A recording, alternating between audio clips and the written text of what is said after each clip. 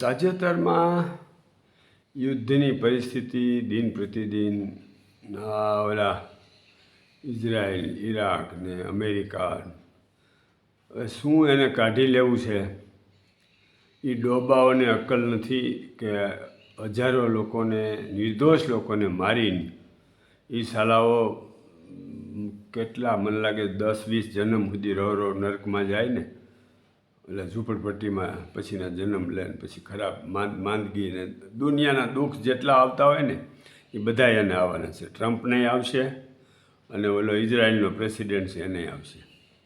કારણ કે મેં એમણે જોયું કે 160 5 વર્ષથી 7 વર્ષની માસૂમ દીકરીઓ સ્કૂલમાં હતી, ત્યાં બોમ્બ નાખ્યો અને તમામના મૃત્યુ થયા.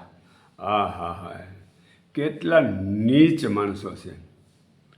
આટલા બધા હરામી માણસો તમે કદી જોયા જ નથી. હદ કરી નાખી આ લોકોએ. શું એમાંથી મળવાનું? એને કર્મનો હિસાબ કિતાબ કોઈ સમજાવવાવાળું નથી કોઈ. આ બાવા સાધુ સંતો એની માટે નમાલીના બેઠા છે એમના મૂંગા બોતડાની જેમ. કાંઈ કર્મનો હિસાબ શીખવાડો. નકરી વાર્તા કરીને રૂપિયા ભેગા કરવાનો ધંધો કરો છો. આ કથાકારો બધાય નકામીના છે. અને તમે કર્મનો હિસાબ તો સમજાવો. નથી નરેન્દ્રભાઈ કાંઈ બોલતા કે યુદ્ધ બંધ કરો, નથી વિનંતી કરતા, નથી ઉદ્યોગપતિ કોઈ બોલતા. અદાણી અંબાણીના આ બધાય હારા બોતડીના કાંઈ એને કાંઈ બોલવાનું કોઈને ભાન જ નથી. કાંઈ કે કાંઈ કહેવું જ નથી. આટલી હદે આવા નમાલા માણસો હશે એવું તો મેં કદી જિંદગીમાં મેં કદી કલ્પના નથી કરી. આઝાદી પહેલાં 250 લોકો અહીંયા આવી અને રાજ કર્યું. અત્યારે ખાલી કદાચ 10 જણા આવીને રાજ કરે ને તો આ નમાલી પ્રજા છે ને ગુલામ થઈને રહે એમ છે. એવી હાવ થર્ડ ક્લાસ પ્રજા છે. આપણે વળી કહેતા હતા કે આપણી સંસ્કૃતિ આમ તેમ. હું સંસ્કૃતિ? માથું સંસ્કૃતિના દીકરા થાવશે તે. કાંઈ સંસ્કૃતિ નહોતી, તે દી નહોતી.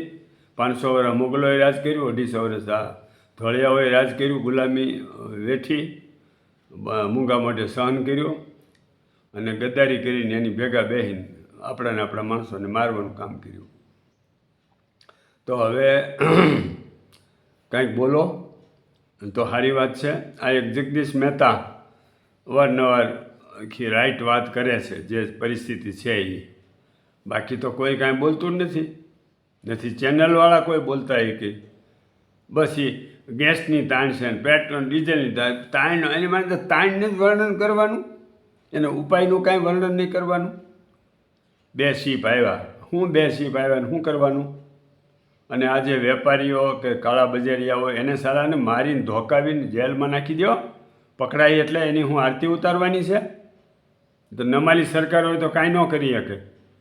બાકી એક બાજુ સરકાર કહેશે ગેસની તાણ નથી, પેટ્રોલ ડીઝલની તાણ નથી, કે જે કાંઈ બધું રેગ્યુલર છે. તો રેગ્યુલર છે તો શું કામ આ બધા લોકો પ્રજા દુઃખી થાય છે લાઈનમાં ઊભા છે ખાલી બાટલા લઈને? કાંઈ શોખના ઊભા રહે છે? એટલે પ્રજાની તકલીફ છે એને નથી. ઓલું લખોડી વાંદરી જેવું અમેરિકાનું પ્રેસિડેન્ટ નથી સમજતો, અને ઓલો ભાઈ ઇઝરાયલવાળો તે હું એને કાઢી લેવું છે કાંઈ ખબર નથી પડતી. આ સાલાઓને ધોળિયાઓને બધા દુનિયાના દેશો બધા પડાવી લેવા છે. એના બાપના દેશ છે બધાય. હવના દેશમાં શાંતિથી રાજ કરો. પ્રજાએ બિચારી સુખેથી. ઇઝરાયલનો ખુરદો બોલી જવાનો છે. એ કાંઈ હું ત્યાં કાંઈ એની ભેગા ભગવાન નથી બેઠા, કૃષ્ણ ભેગા નથી કે એને બચાવ થઈ જાય પાંડવોની જેમ. નકરું ખોટું જ કરવું છે.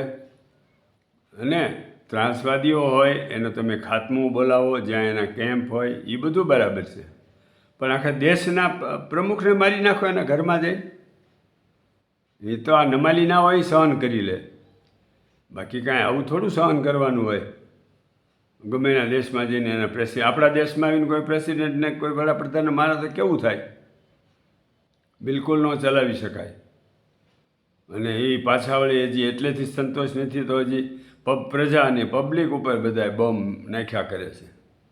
હવે એ આ બધા દેશો સંગઠિત થઈને આ એવી પેલી લખોડી વાંદરીનો ઠેકાણે પાડી દો, હિંમત હોય તો. એટલે કોઈ દિવસ ચાલો ન કરે અને હિંમત જ ન કરે આખા દુનિયામાં બધે રાજ કરવા અને પડાવી લેવા હાટું આ ધંધો આદર્યો છે. હદ કરી નાખી છે. હવે યુદ્ધ બંધ કરવા માટે બધાએ રાષ્ટ્રીય લેવલે ને બધાએ બોલવાની જરૂર છે. કોઈ બોલતા નથી, બોતડા સાલાઓ.